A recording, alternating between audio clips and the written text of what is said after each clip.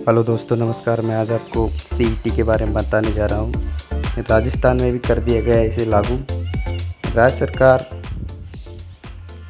राज्य में अधीनस्थ एवं मंत्रालयिक सेवाओं में भर्ती संबंधित कार्य राजस्थान कर्मचारी चयन बोर्ड द्वारा किया जाता है। अधीनस्थ सेवाओं के कुछ पदों पर भर्ती राजस्थान लोक सेवा आयोग द्वारा भी करवाई जाती है। कभी कभी नियोक्ता प्राधिकारी द्वारा अधीनस्थ एवं मंत्रालयिक सेवाओं के पदों पर स्वयं के स्तर पर अथवा किसी अन्य भर्ती संस्था के माध्यम से भी की जाती है। इन पदों पर भर्ती हेतु इच्छुक अभ्यर्थियों को विभिन्न संस्थाओं द्वारा आयोजित भर्ती में प्रत्येक पद के लिए पृथक एवं कई बार आवेदन करना एवं परीक्षा प्रक्रिया में शामिल होना पड़ता है। तो चलते हैं पूरी खबर क्या है और देखते हैं सीईटी के बारे में। तो फर्स्ट उस पर चलते हैं। फर्स्ट पॉइंट पर क्या है, फर्स्ट पॉइंट पर देखते हैं क्या है। अधीनस्थ एवं मंत्रालय सेवाओं के गैर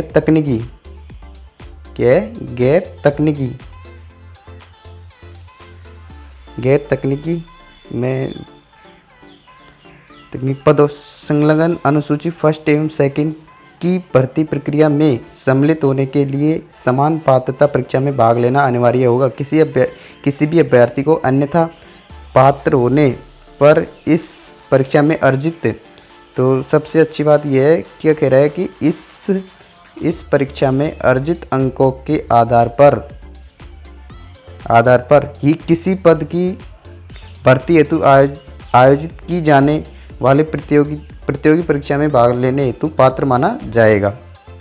ठीक है दोस्तों, तो अपन चलते हैं अब सेकंड पॉइंट की तरफ। तो सेकंड पॉइंट ये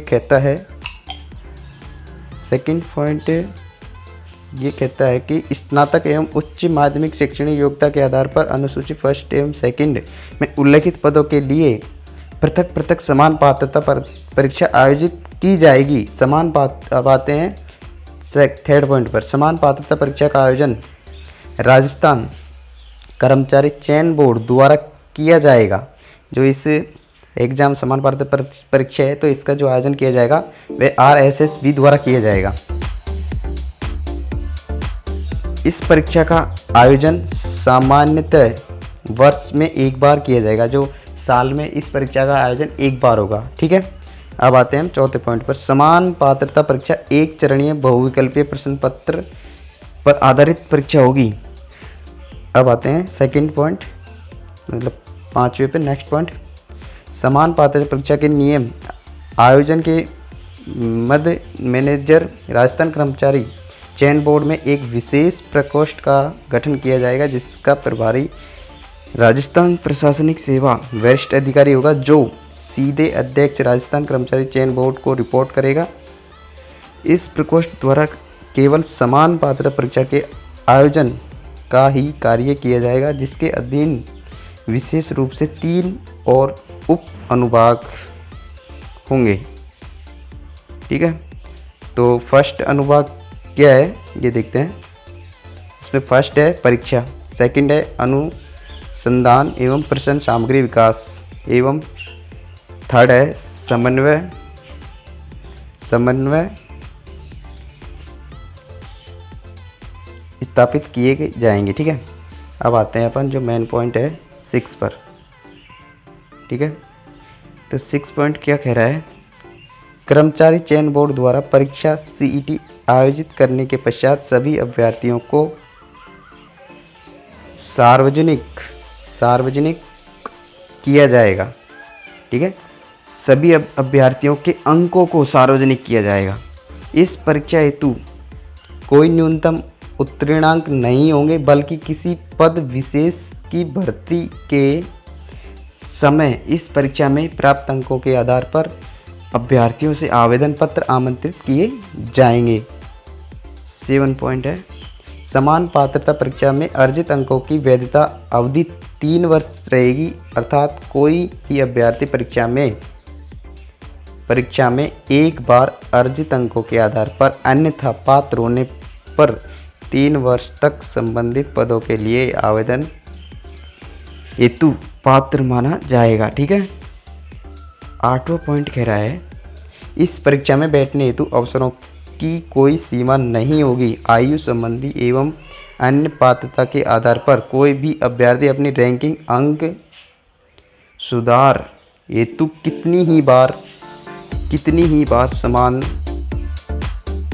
समान पात्रता परीक्षा में भाग ले सकता है तथा जिस अवसर में अधिक अंक अर्जित करेगा उस पात्रता हेतु गिना जाएगा। मतलब कि आपने 3 साल तक लगातार एग्ज़ाम दे रहे हैं और फर्स्ट साल आपने 80 अंक अर्जित कर लिए, तो सेकंड साल आपने 60 अंक किए, तो आपका फर्स्ट साल का अंक उसमें वो कर लेंगे। ठीक है। देखते हैं पॉइंट नंबर 9 क्या है। समान पात्रता परीक्षा के लिए आयु एवं अन्य मापदंडों के संबंध में राज्य में प्रचलित आरक्षण प्रावधान लागू होंगे। इसमें आरक्षण का जो प्रावधान है वह लागू होंगे। अब देखते हैं 10 पॉइंट क्या है। समान पात्रता परीक्षा केवल एक पात्रता परीक्षा होगी।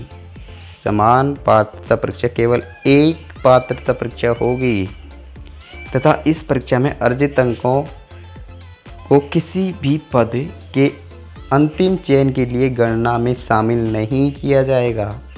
जो इस परीक्षा में जो अर्जित अंक हैं उनको किसी भी पद के अंतिम चयन के लिए गणना में शामिल नहीं किया जाएगा। केवल इस परीक्षा में शामिल होने अथवा उच्च अंक प्राप्त करने पर किसी भी अभ्यर्थी को किसी भी पद पर चयन के संबंध में कोई अधिकार नहीं मिलेगा।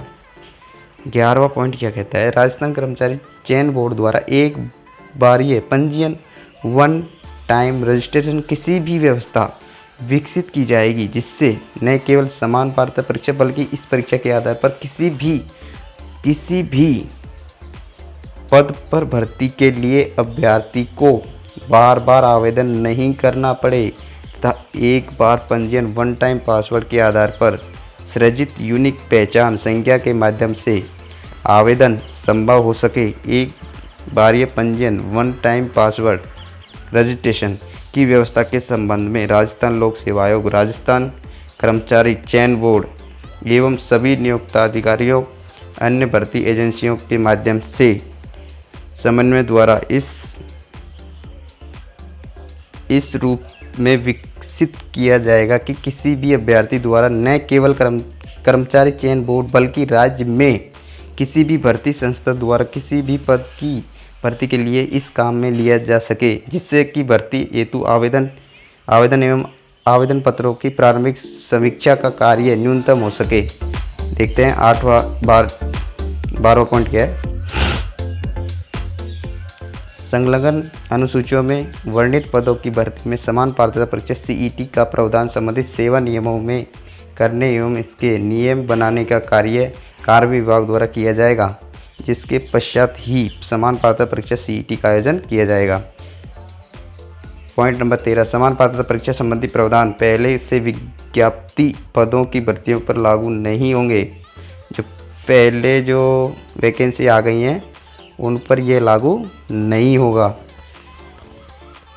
प्रक्रियाधीन विज्ञप्ति सभी भर्तियों पूर्व निर्धारित प्रक्रिया कार्यान्वयन जारी रहेगी।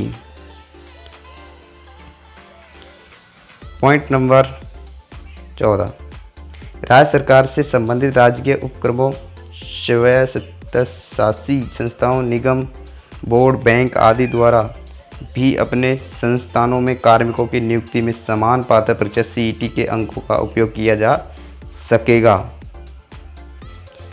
सीईटी फॉर ग्रेजुएशन लेवल, जो ग्रेजुएशन लेवल की जो वैकेंसियां हैं वो ये वैकेंसियां हैं इसमें। ठीक है। जूनियर अकाउंटेंट टीआरए ये मतलब सब ग्रेजुएशन लेवल के हैं। और जो CET for senior secondary level की जो एग्ज़ाम हैं वो ये हैं laboratory in charge, forester, hospital superintendent. ठीक है। तो दोस्तों हमारा वीडियो अच्छा लगे तो इसे शेयर करें, लाइक करें, सब्सक्राइब करें और इसमें कोई भी कमी रह गई हो आवाज़ में, वॉइस में, तो हम क्षमा चाहते हैं।